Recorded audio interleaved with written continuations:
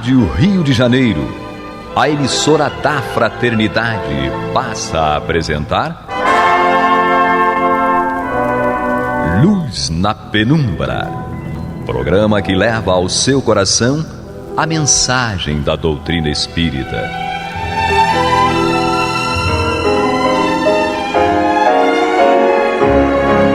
E com vocês, Eduardo Araújo, para o estudo de O Livro dos Médiuns, da obra codificada por Allan Kardec. Olá, prezados amigos da Rádio Rio de Janeiro, sejam todos muito bem-vindos. Está entrando no ar o programa Luz na Penumbra para o estudo de O Livro dos Médiuns de Allan Kardec. Comigo, Eduardo Araújo, com ele, com café, biscoitos e tudo que tem direito, Paulo Renato. Deus nos abençoe. Tá saindo a voz dele, Vinícius? Agora tá, glória a Deus. E ela, Maria de Fátima Miranda. Que Jesus nos conduza. Tudo funcionando, Vinícius feliz, vozes saindo, porque tava tudo parado aqui, só a minha voz saía, mas agora todos devidamente com seus microfones funcionando. Nós vamos dar continuidade ao nosso estudo de O Livro dos Médiuns de Allan Kardec. Lembrando que nós estamos aí na primeira parte, no capítulo 4, que trata dos sistemas. No item 49, que trata do sistema multiespírita ou poliespírita. E nós estamos aí lendo esses 10 tópicos, né, que Allan Kardec coloca neste item. Já lemos aí até o tópico de número 6 e hoje iremos dar continuidade no 7º tópico, onde Kardec vai desenvolvendo aí as teses que os espíritos colocavam como corretas em relação à vida espiritual e o intercâmbio entre o mundo espiritual e o mundo físico. Então vamos aí para o 7º tópico desse item 49, quando Allan Kardec diz sobre os espíritos: são felizes ou infelizes, de acordo com o bem e o mal que praticaram durante a vida e o grau de adiantamento que alcançaram. A felicidade perfeita e sem mescla é partilha unicamente dos espíritos que atingiram o grau supremo da perfeição. Então, assim, falta um pouquinho ainda, né, Paulo Renato, para a gente chegar ao grau supremo da perfeição, lembrando que a Miranda está muito próxima. Como diz o texto evangélico, né, se nós considerarmos que 1000 dias para o Senhor pode ser como o dia de ontem que se foi, segundo lá o Salmo 90, se eu não me engano, nós podemos, nesse sentido, podemos dizer que estamos bem perto, né? Considerando que 1000 dias pode ser o dia de ontem que se foi para Deus. Deixa ele. Né? Mas, em sã consciência, nós sabemos que ainda estamos realmente muito distante de uma elevação real. Não necessariamente na condição de Jesus, mas de uma elevação real. Porque nós vivemos sempre na marcha e na contramarcha da evolução, parece que é assim, porque ora realizamos o bem e no segundo seguinte estamos a realizar o mal. Infelizmente para nós que estamos sempre refazendo os nossos passos, quando poderíamos estar avançando. Mas o caminho é esse mesmo, não tem outra maneira de avançar senão nos colocando na posição dos acertos e dos erros, né? Miranda, fala alguma coisa aí para ver se o Vinícius está pronto ali para o seu microfone. Vinícius, tá ok. Tudo bem com você? Tá ótimo. Isso, então tá tudo melhorou, funcionando. Incorporou o microfone. E a tua chegada à perfeição está próxima, Maria de Fátima Miranda? Está próxima de ser socorrida. Ainda bem que a vida é eterna, né?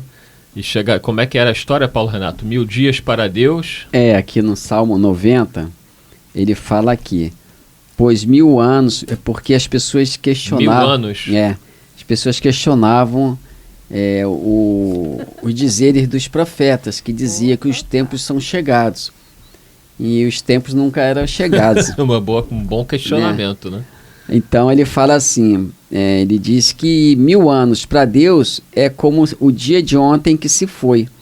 Então ele fala assim, acabam os nossos anos como um breve pensamento. Quer dizer, para nós o tempo passa rápido, né? A gente... Muito interessante, isso está em Salmos. Salmo 90. Salmo 90, olha que interessante isso. Né? Ele fala que Deus é o nosso refúgio. Como diria Albert Einstein, tempo e espaço são relativos, né? Para Deus, o que é o tempo? É isso aí. Porque tempo e espaço realmente é a construção nossa. Nós nos movimentamos na vida, precisamos, por causa das referências, com essa noção de tempo e espaço, porque sem ela nós nos perderíamos. A vida precisou, no sentido filosófico, se reduzir para nós, para que nós pudéssemos nos movimentar nela. Por isso temos essa percepção da vida como tempo e espaço, que Einstein dizia que era uma coisa só. E é uma coisa só. E é uma coisa só. Então, nós seremos felizes ou infelizes de acordo com o bem ou o mal que praticamos durante a vida. Aqui no oitavo tópico, Kardec continua dizendo: todos os espíritos em dadas circunstâncias podem manifestar-se. Né? Nós já tínhamos até lido isso aqui, eu estou relendo, né? Todos os espíritos em dadas circunstâncias podem manifestar-se aos homens. Indefinido é o número dos que podem comunicar-se. E a nona questão: os espíritos se comunicam por médios que lhes servem de instrumentos e intérpretes. Então, esse ponto aqui que nós ainda não tínhamos lido. E a manifestação dos espíritos, ela sempre se dará pela intermediação de um médium. Seja uma manifestação física ou uma manifestação inteligente, Maria de Fátima Miranda. As manifestações dos espíritos, Maria de Fátima Miranda. As manifestações dos espíritos vão ser de acordo com a necessidade. Então nós vamos entender. Eu acho que a falta de alimento Não, é que na hora que você estava falando, eu estava anotando a referência. Você quer um cafezinho? Não, eu estava anotando a referência do Salmo 90. Aí fiz uma observação ali na agenda. Tu gostou do Salmo 90 também, Gostei, né? porque fala do tempo que eu preciso ocupar, né? Então tá certo. E Pedro repete isso também. Mas nós falávamos, Pedro se refere a isso. Nós falávamos aqui o seguinte, Miranda, que lendo esse tópico de número 9, que os espíritos se comunicam por médios que lhes servem de instrumentos e intérpretes. Então, Allan Kardec vai deixar claro em O Livro dos Médios que as comunicações espirituais sempre ocorrerão por intermédio dos médios. Sejam manifestações físicas, que são aquelas relativas a ruídos, movimentos de objetos, como as manifestações inteligentes, também sempre com a intermediação de um médium. Pois é, até mesmo quando acontece de forma instrumental, não é? Nós sabemos que precisa da participação de um médium para que os espíritos atuem num instrumento qualquer, na televisão, no telefone, quando já aconteceu, se faz necessário que um médium doe essa energia para que a coisa aconteça. E aqui, achou aí, Paulo Renato? Isso, fala aí. Pedro, também temos nessa questão aí, referida em Salmos 90, nós também temos Pedro, né, na segunda carta de Pedro, na segunda epístola, né, carta de Pedro, no item 3, e capítulo 3, itens, por exemplo, 8 e 9, mas o capítulo todo ele fala sobre essa promessa do Senhor que deveria vir. No item 8 ele fala assim: todavia uma coisa, amados, que não deveis esquecer, que para com o Senhor um dia é como 1000 anos, e 1000 anos como um dia. Não retarda o Senhor a sua promessa, como alguns a julgam demorada. Então, Pedro essa aí, repete aí, no... Segunda Epístola de Pedro, capítulo 3. Vou até anotar aqui também. Capítulo 3, versículos 8, 9. Mas é todo o capítulo 3, então, eu só destaquei. Segunda Epístola 3. Então, Pedro, segunda epístola, mas sim, capítulo 3. Capítulo 3, tá. Então, lê de novo aí pra gente. O 8 e o 9. Todavia uma coisa, amados, que não deveis esquecer, que para com o Senhor um dia é como 1000 anos, e 1000 anos como um dia. Não retarda o Senhor a sua promessa, como alguns a julgam demorada. Pelo contrário, ele é longanimo.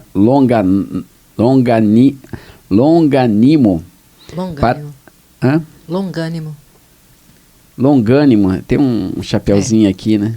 Isso. Longânimo para convosco, não querendo que nenhum pereça, senão que todos cheguem ao arrependimento. Quer dizer, falando da promessa de Deus. Essa daí está melhor ainda que os Salmos, né? Tá mais completa. Tá mais detalhada, porque é Pedro, que o pessoal perguntou a Pedro, né, os fariseus, mas desde o tempo dos nossos pais que a gente diz que os tempos são chegados.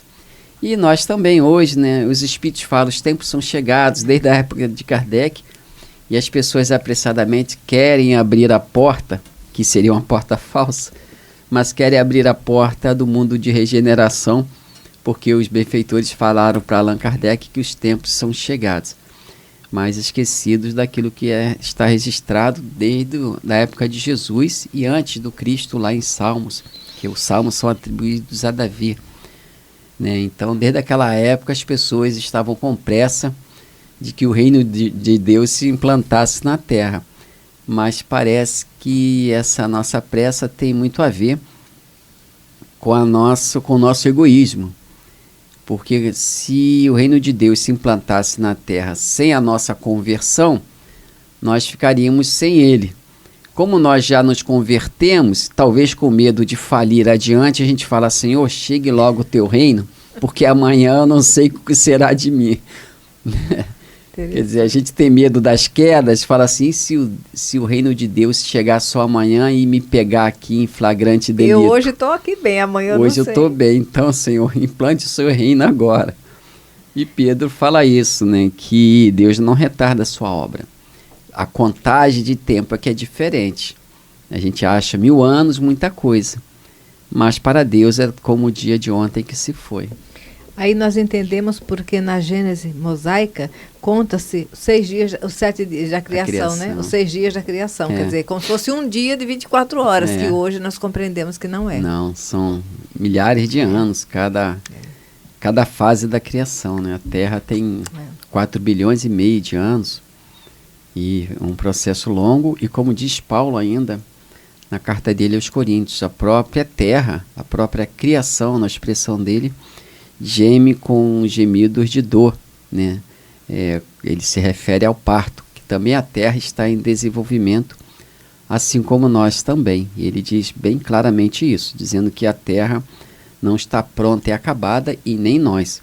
Tanto a Terra geme com gemidos de dor inexprimíveis, quanto o ser humano, porque necessitamos de crescer, de nos desenvolvermos. E o parto, nesse sentido da criação da vida, ele sempre é expresso como forma de dor, né, de algum sacrifício. E a evolução também nos sugere algum sacrifício, né, alguma dor, de modo que atinjamos as finalidades da criação, que é a perfeição relativa que nos está destinada, e com isso uma série de responsabilidades que nós não fazemos nem ideia do que seja, né? Porque Jesus Cristo falou que a vontade dele é fazer a vontade de Deus. E com certeza essa vontade de Deus a que Jesus se refere não dizia somente respeito a nós, daqui da terra, né? Então Deus tem outros interesses que nós desconhecemos. Na medida da nossa evolução, vamos compreendendo melhor esses interesses e vamos nos ajustando a ele. Isso aí, vamos seguindo aqui, você que está chegando agora, programa Luz na Penumbra, com o estudo do Livro dos Médiuns de Allan Kardec. Aqui estamos no capítulo 4, que trata dos sistemas, o item é o 49. Estamos aqui chegando já ao tópico de número 10, né? Encerrando aí esse item 49. Então, no 10º tópico, eles colocam o seguinte: reconhecem-se a superioridade ou a inferioridade dos espíritos pela linguagem que usam. Os bons só aconselham o bem e só dizem coisas proveitosas. Tudo neles lhes atesta a elevação. Os maus enganam e todas as suas palavras trazem o cunho da imperfeição e da ignorância. Lembrando aí que esses 10 tópicos, né, que Kardec traz, é para esclarecer aquilo que é verdadeiro em relação aos espíritos e à vida espiritual.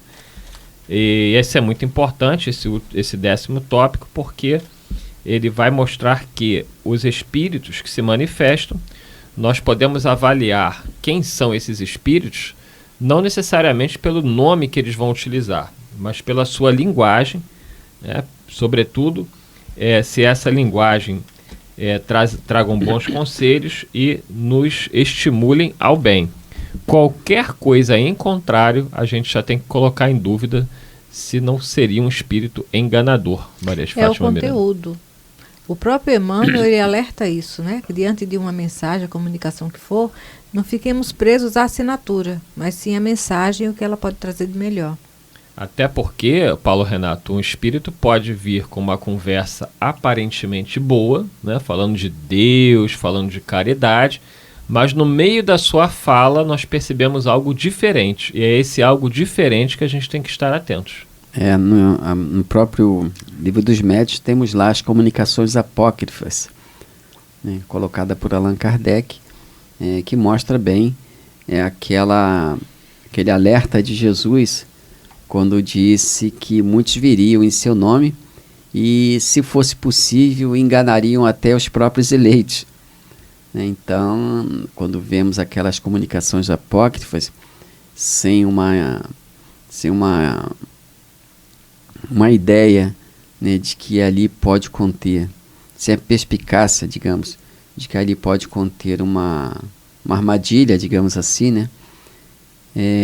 Nós às vezes aceitamos determinadas comunicações como sendo toda ela absolutamente a verdade, quando às vezes ela começa com bons princípios, mas está ali introduzido algum caminho, algum descaminho. E aceitar às vezes toda uma mensagem que tem a aparência de ser uma mensagem boa, às vezes é se predispor ao erro. Então a gente tem que ter cuidado até na divulgação dessas mensagens, porque às vezes a gente não percebeu.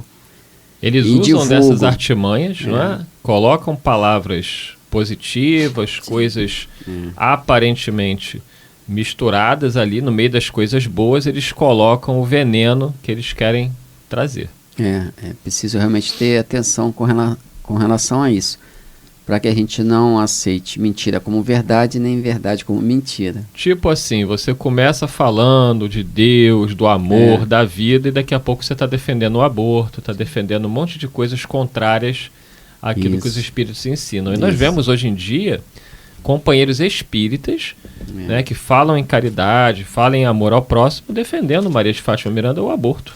Começa a justificar que é a vontade da mãe que tem que ser respeitada, a vida da mãe. Mas olha, isso é interessante, porque é um exercício, quem quiser apurar seu raciocínio para lidar com os espíritos desencarnados, continue estudando a doutrina espírita, mas vai ficando mais vigilante na convivência com os encarnados mesmo, porque às vezes chega aquela pessoa cheia de boa vontade, né? Falando manso, e envolve de uma forma que, se você não raciocinar, por debaixo daquela sugestão, daquela proposta, tem uma situação comprometedora. Eu lembro de há muito tempo, um grupo que estava se reunindo e uma pessoa chegou e ofereceu aos dirigentes do grupo que tinha alguém que queria doar, suponhamos, o que seria hoje, tipo assim, R$3.000 todo mês. Né? Então, todos os meses doaria R$3.000. E a pessoa olhou assim e falou, mas por que não? Ele só quer saber se vocês aceitam, porque ele está querendo ajudar, quer cooperar. Aí tá bom, a moça estava lá, levou para o grupo tal, e o senhor estava conversando com ela, mas vocês têm que ver quem é essa pessoa que quer doar, não é?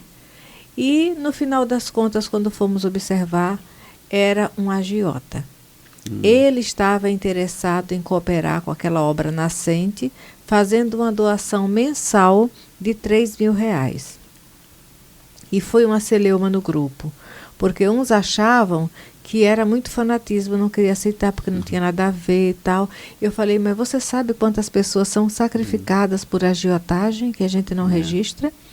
Ah, mas não é assim. Você sabe que a criatura, na hora da argumentação, foi lembrar de uma mulher que vivia na prostituição e fez uma doação a Pedro? Preste atenção, na argumentação, o grupo. Um dos integrantes, não, mas não é. Aí eu, vem cá, mas preste atenção, aquela senhora vivia aquela realidade, mas depois que ela faz a doação a Pedro, ela modifica de vida. Ela realmente, ela doa tudo que ela conquistou até aquele momento e segue outro caminho, mas ela não estava colocando em risco a vida de família nenhuma. para nós observarmos a sutileza das coisas que nos envolvem. Se nós não tivermos atenção, a pretexto da caridade, nós acabamos nos acompliciando com o mal, né, com o erro, porque ele não estava, pelo que você relatou, não estava distribuindo, digamos, aquilo que ele recolheu, sim, como diz Jesus quando fala lá sobre o mordomo infiel. Ele não estava fazendo obras do bem com as riquezas da iniquidade, porque ele não ia suspender, possivelmente, as tarefas que eram geradoras do lucro. Né? Ele ia manter aquela doação com o prejuízo dos outros permanentemente. As pessoas que doavam os seus bens à Casa do Caminho, eles doavam porque tinha essa proposta de renovação. O próprio Zaqueu fala para Jesus: se causei dano a alguém, seja no que for, restituo com 10 vezes mais, com tantas vezes mais. Então era uma proposta de renovação, e nós não podemos, como diz os próprios Espíritos, o Paulo fala sobre isso nas cartas dele, nós não devemos tomar empréstimos com o mal, porque os juros são altos. Não justifica. Não justifica. A obra do bem não pode ser sustentada pelo mal. Né? Não é exatamente isso, mas nós vimos nas cartas de Paulo, aí, em Lucas, registrando também, que Paulo estava muito preocupado quando ele voltou 14 anos depois a Jerusalém. Ele encontrou uma casa do caminho mais farisaica do que cristã. E ele perguntou a Pedro: Pedro, que houve? Aí Pedro falou: precisamos cuidar dos pobres, dos necessitados. Então quem estava cuidando dos pobres e necessitados eram os fariseus, pessoas piedosas, mas com uma visão ideológica muito diferente daquela do Cristo. Então Paulo compreendeu que deveria dar independência à Casa do Caminho para que ela professasse, voltasse a ensinar levar de volta os ensinos do Cristo. Então ele sai pedindo dinheiro para a Casa do Caminho, pedindo colaboração. A gente vê isso nas cartas dele, para que a igreja não dependesse daquela fonte de recursos que não estava atendendo ao cristianismo então nascente, né? Então a gente tem que ter cuidado com isso. A casa espírita, por exemplo, não pode se firmar sob ideais que não se coadunem com seus objetivos, sob pena de decretar a sua própria falência, se não física, pelo menos moral. Os fins não justificam os meios. Os fins os meios têm que estar Maquiavel. É o contrário. Os fins têm que estar os meios têm que estar de acordo com os fins. Tem que estar de acordo com os fins. Porque não existe atalho, né? O próprio professor Herculano Pires escreveu um livro com esse título, Atalho. Né? E ali também ele verifica que não existe atalho na estrada para Deus. E com isso estamos chegando ao final de mais um programa, né? Passa muito rápido, é um estudo gostoso, maravilhoso. Nós estamos fazendo junto com a frase aí, 1000 anos. Fala de novo aí, Paulo, que foi tão bom que vale a pena.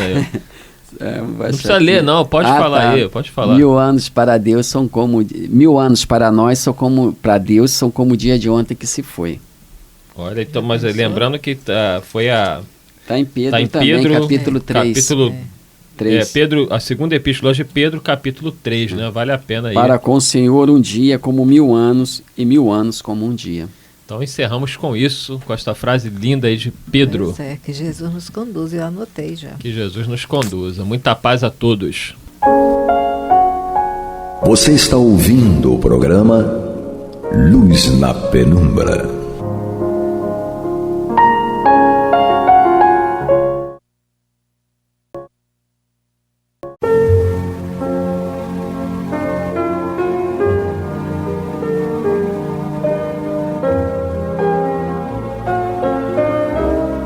A Rádio Rio de Janeiro está levando ao seu lar e ao seu coração a mensagem consoladora da doutrina espírita, através do programa Luz na Penumbra. E agora com vocês, Amaury Santos e Astênio Oliveira, para comentar os textos da Revista Espírita de Allan Kardec, no período de 1858 a 1868. Olá, meus amigos queridos, estamos aqui de volta. Eu, Amaury Santos e Astênio Evangelista de Oliveira, assessorados por Heber. Isso, acertou. Pô, tá vendo? Uma hora tem que acertar. Nosso querido amigo, irmão, que nos coloca no ar. Astênio estava falando de coisas maravilhosas, né? E estávamos até conversando sobre esse povo, né, que viveu e a visão desse povo com relação à eternidade, com relação à reencarnação, né, muito antes de Kardec vir à Terra, e que visão, né, tirando algumas coisas que a doutrina espírita não concorda, mas para um povo primitivo, que não era primitivo, que a gente percebe que não era primitivo, porque eram muito... Primitivos somos nós, né? Exatamente. O quanto eles eram evoluídos nessa área humana, né? Falando do amor, né? Falando do bem e do mal, falando de que nós temos que nos esforçar para irmos para locais melhores, falando sobre o esquecimento, né? Que não é o Alzheimer, é o esquecimento através da morte. Então, o quanta informação, né, Kardec está nos passando com relação a isso, não é, Astênio? Exato. Nós estamos estudando, então, na Revista Espírita de abril de 1858, o Espiritismo entre os druidas, né? E é muito interessante, né, porque a gente vê mesmo o que os espíritos nos ensinam hoje. Os druidas, muitas das coisas, os druidas já ensinavam naquelas longínquas eras, né? E aí estamos estudando os comentários de Kardec, né, a respeito do tema, e já para finalizar mesmo o estudo do Espiritismo entre os druidas, os comentários de Kardec. Então ele prossegue dizendo o seguinte: enfim, segundo essa mesma maneira de considerar o mistério da vida, as necessidades de toda a natureza a que estamos submetidos neste mundo, e que desde o nosso nascimento determinam por uma sentença, por assim dizer, fatal, a forma de nossa existência no presente período, constituem um último benefício, tão sensível quanto os dois outros, porque, em definitivo, são essas necessidades que dão à nossa vida o caráter que melhor convém às nossas expiações e às nossas provas, e, conseguintemente, ao nosso desenvolvimento moral. E são ainda essas mesmas necessidades, seja de nossa organização física, seja das nossas circunstâncias exteriores, em cujo meio somos colocados, que, arrastando-nos forçosamente ao termo da morte, conduzem-nos por isso mesmo à nossa suprema libertação. Em resumo, como dizem Astríades em sua enérgica concisão, aí está todo o conjunto e as três calamidades primitivas, bem como os três meios eficazes de Deus em Abrede. Então, Kardec, fazendo uma síntese, né, daquilo que nós estudamos, né, a respeito dos círculos, né, dos círculos de vida, e ele coloca aqui, que ele destaca a questão que os druidas falavam sobre a importância da vida no Abrede, que é a vida no renascimento, na vida física, das próprias necessidades, né? A escassez de tudo no plano físico, né? Os limites impostos pela matéria, né? Desafiando o ser, né? Tirando-nos os nossos conhecimentos, tirando-nos entre aspas, né? Pelo menos porque tira a memória, tirando-nos os conhecimentos do passado. Perfeito. A gente tem que aprender o beabá de novo, né? Juntar letrinha com letrinha, essa coisa toda, como se nunca tivesse ido para a universidade, né? Com certeza. Mas tudo isso é importante, segundo os druidas, para criar uma certa natureza em nós, né, que supere o mal, né, o espírito do mal, etc., e avancemos para planos mais elevados, né? Perfeito. Bom, então o Kardec continua dizendo o seguinte: entretanto, mediante qual conduta a alma realmente se eleva nesta vida e merece alcançar após a morte um modo superior de existência? A resposta que dá o cristianismo a essa questão fundamental é de todos conhecida. é sob a condição de destruir em si o egoísmo e o orgulho, de desenvolver na intimidade de sua substância os valores da humildade e da caridade, únicos, eficazes e meritórios perante Deus. Bem-aventurados os brandos, diz o Evangelho. Bem-aventurados os humildes. A resposta então, isso aqui como o cristianismo indica a possibilidade de alcançar um modo superior de existência, né? Segundo o cristianismo. A resposta do druidismo é bem diversa e contrasta claramente com esta última, com a visão cristã, né? Segundo suas lições, a alma se eleva na escala das existências com vistas a fortificar a sua personalidade por meio do trabalho sobre si mesma, resultado que naturalmente obtém pelo desenvolvimento da força do caráter aliada ao desenvolvimento do saber. Então, Kardec identificou, né, claramente as diferenças, né? É o que exprime a 25ª tríade, que declara que a alma recai na necessidade de transmigrações, isto é, nas vidas confusas e mortais, não só por alimentar as más paixões, como também pelo hábito da tibieza no cumprimento das ações justas e pela falta de firmeza no apego ao que prescreve a consciência.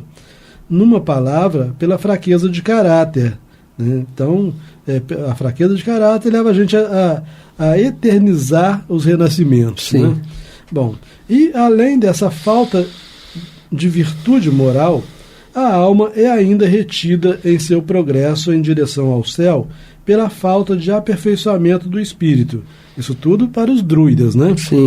A iluminação intelectual necessária para a plenitude da felicidade não se opera na alma bem-aventurada simplesmente por uma irradiação graciosa do alto, e não se produz na vida celeste, a não ser que a própria alma tenha se esforçado, desde esta vida, para adquiri-la. Então, a vida celestial não é uma dádiva, né? É uma conquista. A tríade também não fala apenas da falta de saber, mas da falta de esforços para saber, o que, no fundo, como para a virtude precedente, é um preceito de atividade e de movimento. Olha. Né? Isso aí faz a gente lembrar Jesus também, né? Bate e a porta se abrirá, né? Busca e acharás. Então, atividade e movimento. Exatamente. E eu me lembro também das passagens em que Jesus curou os doentes, né? Em que todas elas, antes dele fazer a cura, ele perguntava: o que queres? Então, quer dizer, olha o movimento aí. A própria pessoa que tinha que dizer: eu quero voltar a enxergar, eu quero que a doença se elimine, eu quero andar. Você tem que querer. Você tem que ter querer, né? Tem que ter querer. Então, o que adianta eu fazer o fenômeno se você não quer? Sim. Isso é super importante, né? Porque a gente não pode simplesmente nascer e esperar a morte chegar. Isso é a pior coisa que a gente pode fazer, esperar a morte chegar. A gente tem que fazer da vida cada dia um degrau, né? Perfeito. Uma conquista, uma busca, né? Alguma coisa você tem que aprender de novo, né? Em cada dia aprender alguma coisa nova, né? Exercitar uma virtude que você não tinha. Perfeito. Né? Então, se até ontem, quando alguém te agredia, você respondia com aspereza, você vai se desafiar a não responder mais com aspereza. A ficar calado. A ficar calado, depois responder com brandura. Que às vezes irrita mais ficar calado do que às vezes o silêncio ao oponente. Às vezes o silêncio é a pior resposta. É a pior resposta, né? Então, mas isso que você falou, o que é? É um exercício que você faz não no outro. É um exercício que você faz para você. Sim. Então, essa melhora, ela é gradativa, porque a natureza não dá salto.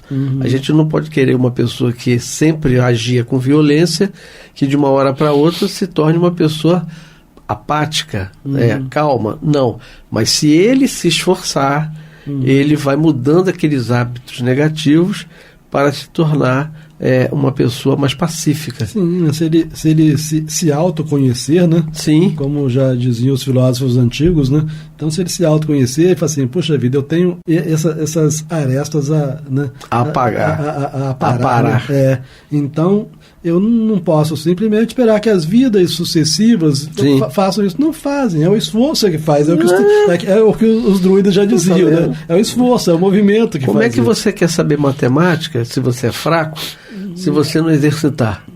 Né? como é que eu vou ser um atleta, né, de ponta Sentado no sofá, né? sentado no sofá, né? Você tem que se esforçar.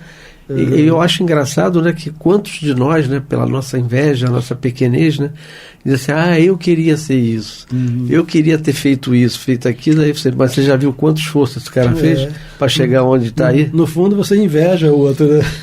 Não é verdade? Mas vamos lá, que a gente tem que terminar esse tema hoje. Vamos embora, irmão. Vamos lá. Então vamos lá. Nós estamos estudando Kardec completando as reflexões a respeito do espiritismo entre os druidas, né? Então diz assim, em verdade, nas tríades seguintes, a caridade é recomendada no mesmo título que a ciência e a força moral.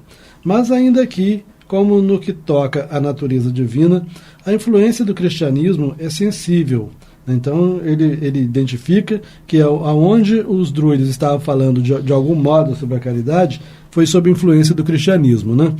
Ele fala da prática do bem, sim. Bom, é a ele e não a forte, mas dura religião de nossos antepassados, a ele que ele fala o cristianismo, tá? Sim. Então é a ele e não a forte, mas dura religião de nossos antepassados que pertence à predicação e à entronização no mundo da lei da caridade em Deus e no homem. E se essa lei brilha nas tríades, é por efeito de uma aliança com o Evangelho, ou melhor dizendo, de um feliz aperfeiçoamento da teologia dos druidas. Então, Kardec identifica uma contribuição da teologia cristã, né? Então, melhor dizendo, de um feliz aperfeiçoamento da teologia dos druidas, pela ação dos apóstolos e não por uma tradição primitiva. Então, agora, só destacando aqui, né, pela ação dos apóstolos. Né? Os apóstolos talvez nem tinham ideia, né, da força que eles tinham, né? Com certeza. A ponto de alterar os valores dos próprios druidas. Né? Sim. Você fala assim, mas os apóstolos, não esses sacerdotes, isso, né? Isso aí. ao longo do tempo, né? Então, arrebatemos esse raio divino, que é a caridade, sim, e teremos em sua rude grandeza a moral da Gália, moral que pôde produzir, na ordem do heroísmo e da ciência, poderosas personalidades, mas que não as soube unir entre si, nem a multidão dos humildes. Então, assim, se tirar a ideia da caridade, né, como se não sobrasse muita coisa. É verdade, né? É verdade. Porque formam-se, é muito importante. Né? Porque formam-se homens individualmente fortes, mas espiritualmente frágeis. Né? Exatamente. Então vamos lá. A doutrina espírita não consiste apenas na crença. A doutrina espírita não consiste apenas na crença da manifestação dos espíritos, mas em tudo o que nos ensinam sobre a natureza e o destino da alma. Kardec destaca isso muito nas obras, né? Que os fenômenos mediúnicos são de menos importância. Claro. O que importa é o ensino que vem até por meio dos fenômenos mediúnicos. É aquilo que absorvemos, né? Isso é muito mais importante do que você ver um fenômeno como era na época, que era importante na época que Jesus fez. Sim. Entendeu? Então, a doutrina espírita não consiste apenas na crença na manifestação dos espíritos, mas em tudo que nos ensinam sobre a natureza e o destino da alma. Se, pois, nos reportarmos aos preceitos contidos em O Livro dos Espíritos, no qual se encontra formulado todo o seu ensinamento, acho que um ponto de destaque, né, Kardec, assim, todo o ensinamento dos espíritos está no Livro dos Espíritos. Né? Quer dizer, o que nós precisamos saber, o que é fundamental, está no Livro dos Espíritos. Né? Então, se, pois, nos reportarmos aos preceitos contidos em O Livro dos Espíritos, no qual se encontra formulado todo o seu ensinamento, seremos surpreendidos com a identidade de alguns princípios fundamentais com os da doutrina druídica.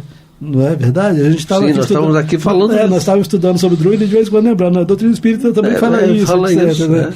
Ele fala assim, voltando, ele fala do Livro dos Espíritos, no qual se encontra formulado todo o seu ensinamento, seremos surpreendidos com a identidade de alguns princípios fundamentais com os da doutrina druídica, dos quais um dos mais notáveis é, sem sombra de dúvida, o da reencarnação. Perfeito. Então, entre os princípios fundamentais da doutrina espírita, o que mais se identifica, né, com a da filosofia, da teologia druídica, é o da reencarnação, né?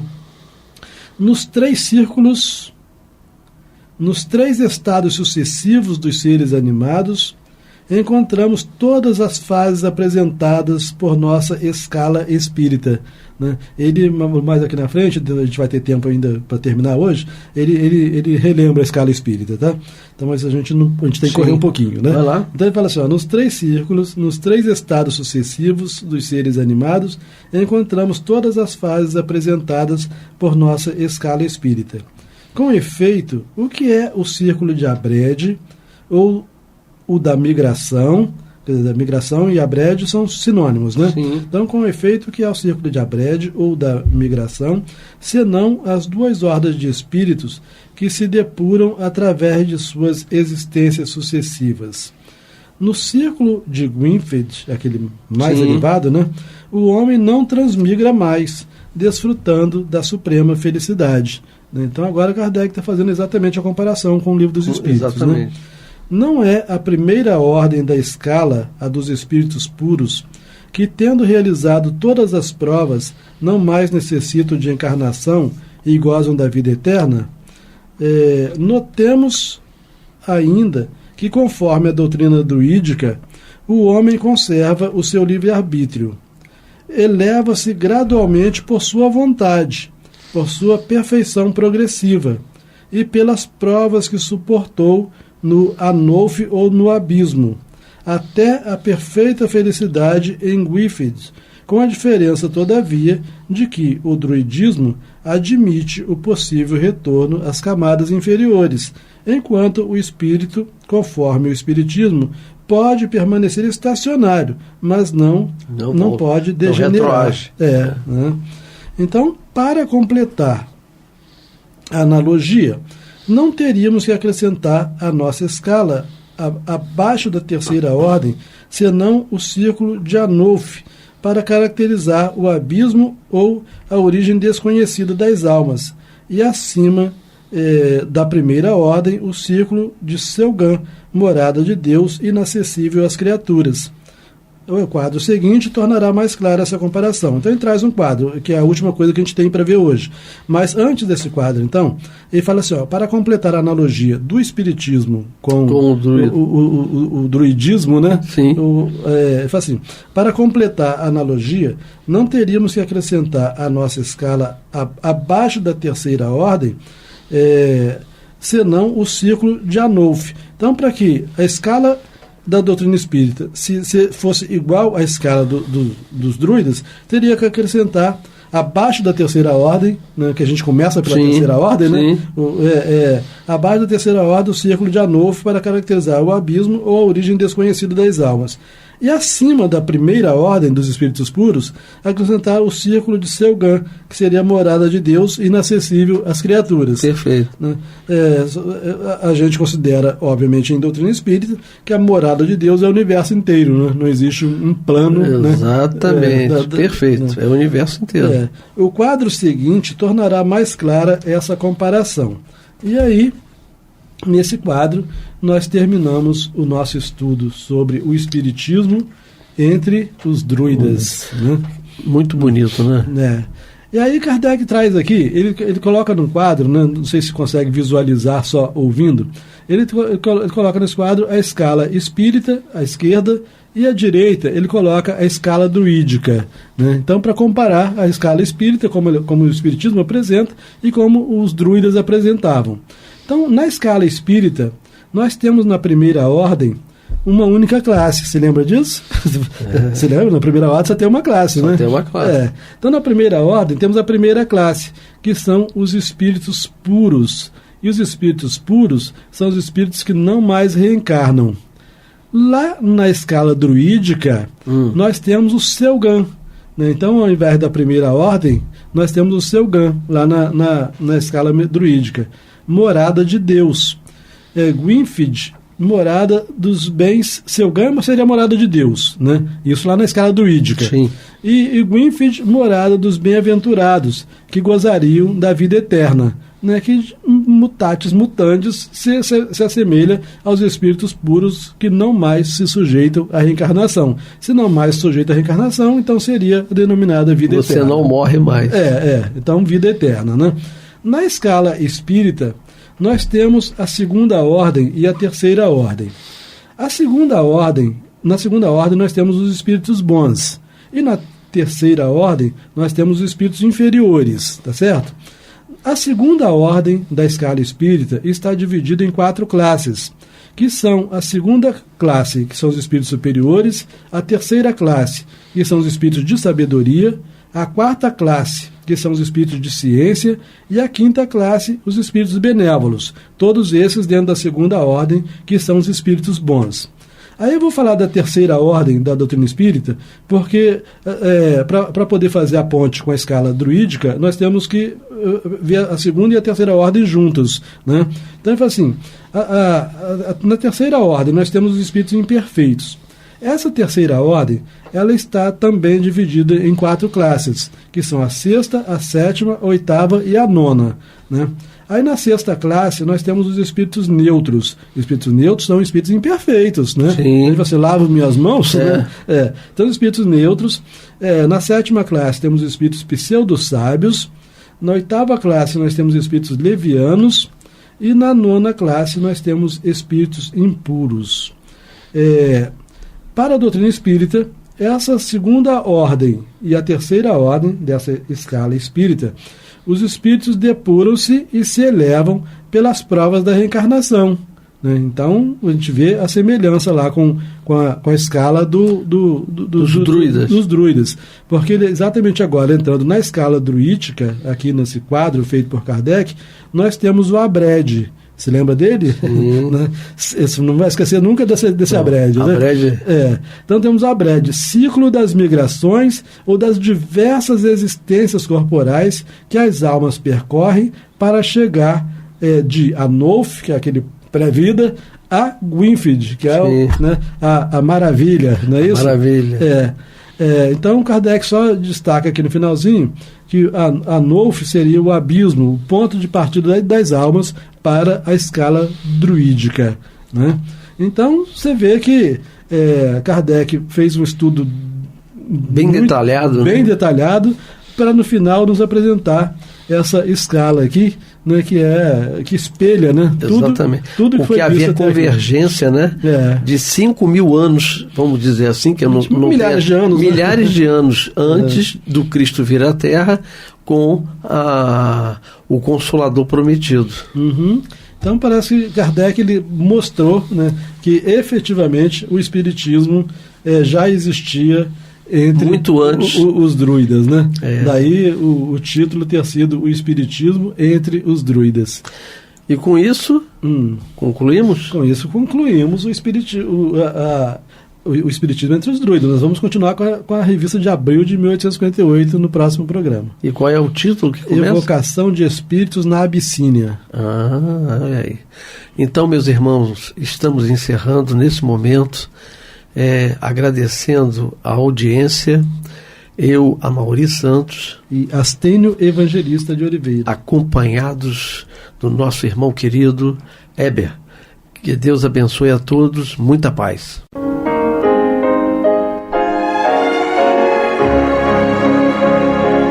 E vamos ouvir agora a prece de encerramento de nosso programa, na voz de Geraldo de Aquino. Jesus, dá-nos coragem para a luta, piedade para os insultos e misericórdia para as injustiças e ingratidões. Limpa nossa alma de inveja e ambições mesquinhas, de ódio e de vingança o nosso caminho. E que dentro em pouco, ao recolher-nos de novo ao calor do nosso leito, para que o sono nos dê a paz e o esquecimento das tristezas humanas, possamos sentir, Senhor, no mais íntimo de nosso ser, a doçura indefinível do Teu amor e a grandeza incomparável da Tua divina presença. que assim seja.